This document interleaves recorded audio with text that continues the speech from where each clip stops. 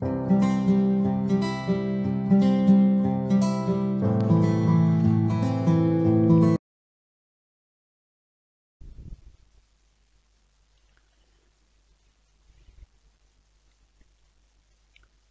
question 26.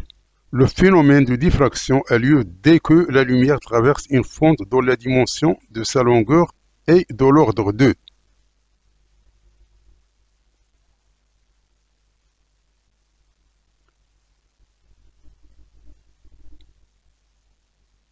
Donc, quelle est la dimension pour que la diffraction aura lieu? Donc, la diffraction devient significative lorsque les dimensions sont comparables à la longueur d'onde de la lumière, qui est située entre 400 nanomètres et 700 nanomètres. D'où, donc la réponse est la réponse D. Dimension pour que la diffraction aura lieu, c'est la dimension de la largeur de la fente est de l'ordre de 1 micromètre. 1 micromètre.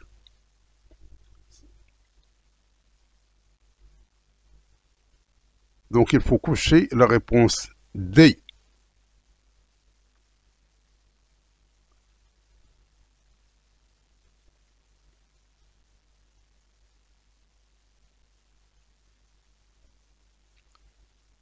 On réalise la figure de diffraction d'une fente avec un laser hélium-néon qui produit un faisceau de lumière horizontale de longueur d'onde 633 nanomètres. L'écran d'observation situé à une distance L est égal à 3,40 mètres de la fente est vertical et perpendiculaire au faisceau. La largeur A de la fente est inconnue. Le schéma ci-contre reproduit l'allure de la figure observée sur l'écran. Donc à partir des mesures, la largeur exacte de la fente est proche de quelle valeur parmi les 4 propositions ici?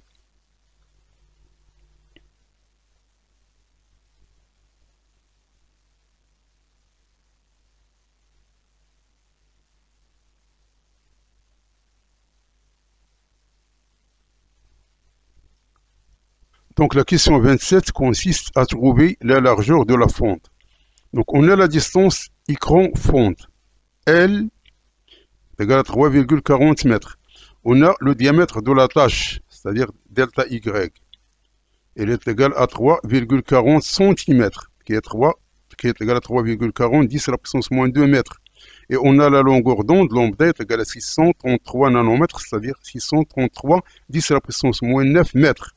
Donc géométriquement, on a tangente de θ, elle est égale à delta Y sur 2. Ça c'est delta Y, ça c'est delta Y sur 2. Donc c'est égal à delta Y sur 2 sur L.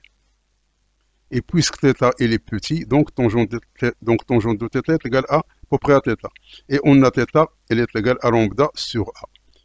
Donc, ceci nous donne que lambda sur A est égal à delta Y sur 2 sur L, qui est égal à delta Y sur 2L. Donc, on a A est égal à 2 qui multiplie, donc A est égal à 2 qui multiplie L qui multiplie lambda sur delta Y.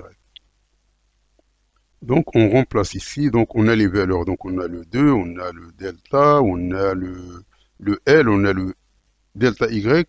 Donc, tout ce calcul fait, il nous donne 0,13 mm. Donc, il faut cocher la réponse B, qui est la réponse juste.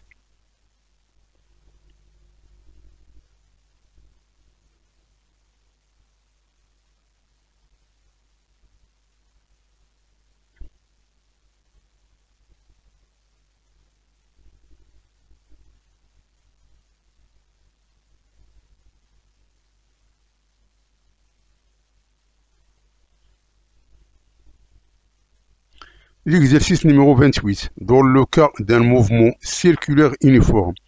Donc, quelle est la réponse juste parmi les 4 propositions ici?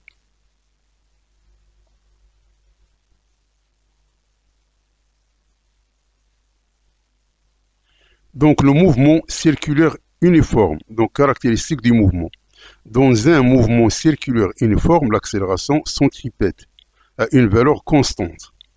Car gamma tangentielle, puisque le mouvement est circulaire uniforme, ça veut dire que la vitesse elle est constante. Donc ça veut dire que gamma t, la dérivée, ça c'est 0. Et gamma, c'est gamma centripète, c'est-à-dire c'est V au carré sur R. Et V, elle est constante, et R, c'est constant, donc gamma N, elle est constante.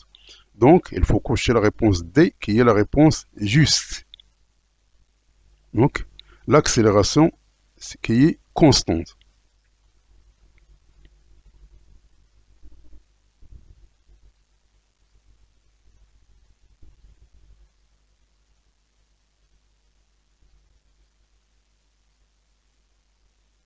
L'exercice 29, on considère deux satellites, S1 et S2, de la Terre de même masse M, évoluent respectivement à une distance R1 et R2 du centre de la Terre, avec R1 inférieur à R2.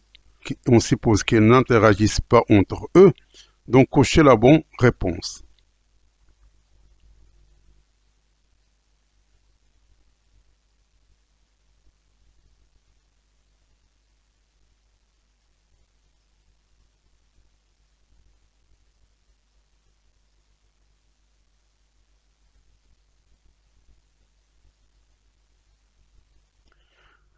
Donc, on a deux satellites qui gravitent autour de la Terre. Donc, R1, c'est cette distance-là. Donc, à partir du centre de la Terre jusqu'à la trajectoire où gravite un satellite 1.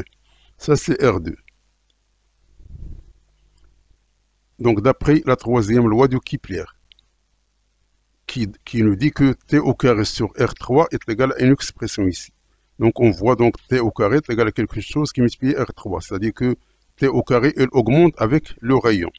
Et puisqu'on a R1 inférieur à R2, donc ceci à la puissance 3 et inférieur ceci à la puissance 3, cela entraîne T1 au carré inférieur à T2 au carré. Donc, c'est-à-dire que T1 moins T2, facteur de T1 plus T2 inférieur à 0, c'est-à-dire que T1 inférieur à T2. Donc, ça, c'est une réponse qu'il faut écarter.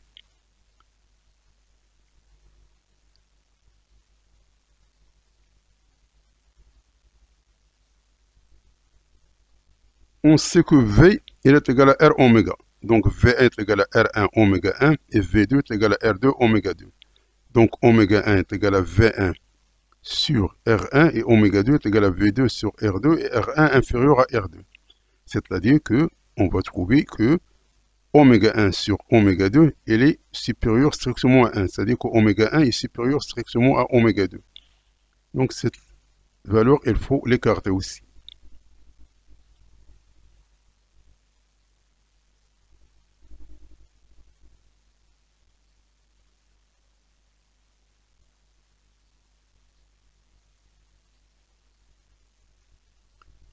Donc, quand V1 est égal à racine carrée de G, la masse de la Terre sur R1, et V2 est égal à racine carrée de G, M de la Terre sur R2, et G qui multiplie M de la Terre est égal à G0 de rayon de la Terre au carré. Donc, on remplace ici. Alors, on voit que V1 et V2 ne dépendent pas de la masse de la Terre. D'où il faut cocher la réponse C, qui est la réponse juste.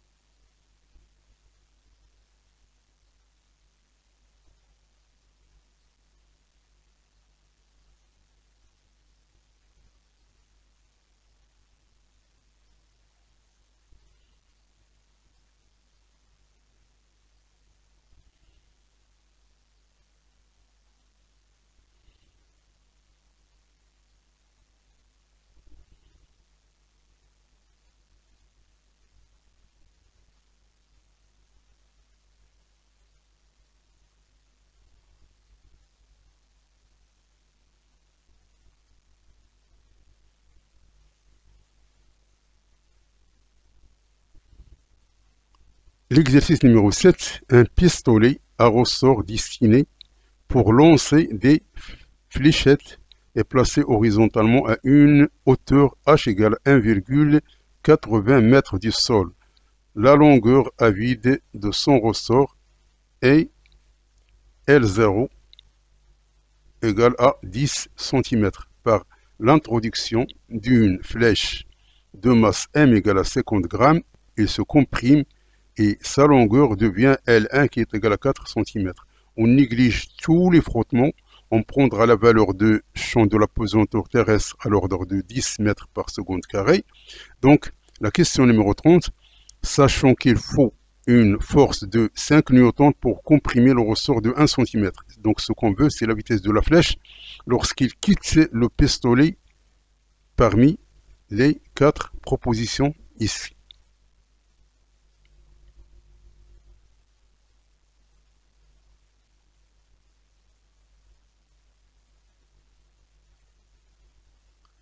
Donc, si c'est un tir horizontal, donc la hauteur c'est h égale à 1,8 mètres. Donc, on a la force nécessaire pour comprimer le ressort, c'est-à-dire 5 newtons. Il comprime 1 cm, qui est égal à 10 moins 2 mètres. D'où, puisque F est égal à K delta X, donc K est égal à F sur delta X est égal à 500 newtons par mètre. Donc ça, c'est la constante de Reader. Donc la compression, X égale à 6 cm, qui est égal à 0,06 mètres. Donc la masse de la flèche, c'est 50 grammes, qui est égal à 0,05 kg. Donc la vitesse initiale de la flèche, donc on a l'énergie potentielle, c'est 1,5 kx au carré. Donc est égal à 1,5, donc on a le K, on a le X. Donc ceci nous donne 0,9 joules. Donc l'énergie potentielle, elle est égale à l'énergie cinétique, qui est égale à 1,5 mV0 au carré, donc à l'état initial. Donc ça veut dire que V0, il est égal à 2, qui multiplie 0,9 sur 0,05. Donc ceci donne racine de 36, c'est-à-dire 6 mètres par seconde. Donc il faut cocher la réponse B, qui est la réponse juste.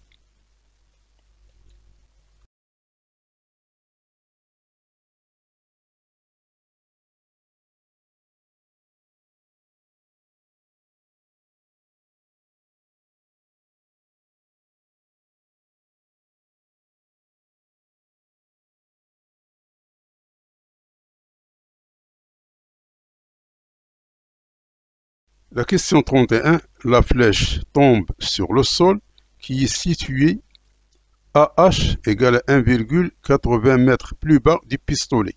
La valeur, sa vitesse lorsqu'il touche le sol vaut. Donc, la valeur de la vitesse lorsqu'il touche le sol, c'est-à-dire lorsqu'il parcourt la distance H qui est égale à 1,80 m.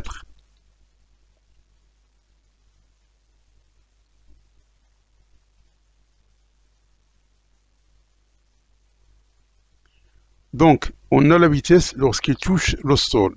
Donc, il s'agit d'une chute libre verticale. Donc, on a h est égal à 1,5 gt au carré.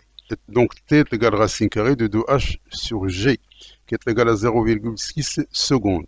On a vy, elle est égale à g fois t, donc est égal à 6 mètres par seconde. Donc, la vitesse totale, c'est v, qui est égal à racine carrée de v0 au carré plus vy au carré. Donc, ça, ce qu'on vient de trouver ici. Et ça, c'est cette valeur-là. Donc, elles sont les mêmes. Donc, ceci est égal à racine de 2. Ça, c'est 6 au carré, c'est-à-dire est égal à 6 racine de 2 mètres par seconde. Donc, il faut cocher la réponse C, qui est la réponse juste.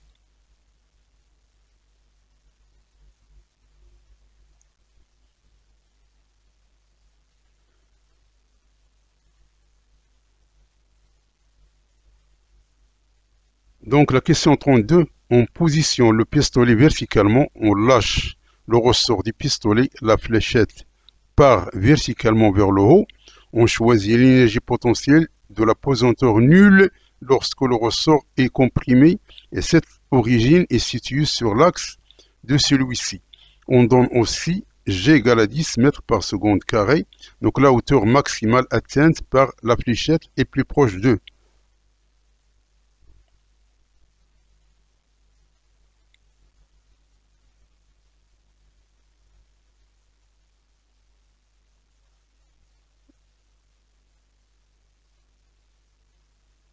Donc la hauteur maximale atteinte. Donc conservation de l'énergie. Donc on a 1,5 kx au carré est égal à mg h maximal. C'est-à-dire que h maximal, elle est égale à kx carré sur 2 mg. Donc ça c'est donné, donc c'est ça. Donc on va trouver qu'il est égal à 1,8 mètres, c'est-à-dire 2 mètres. Donc la hauteur maximale est de l'ordre de 2 mètres, donc il faut cocher la réponse B, qui est la réponse juste.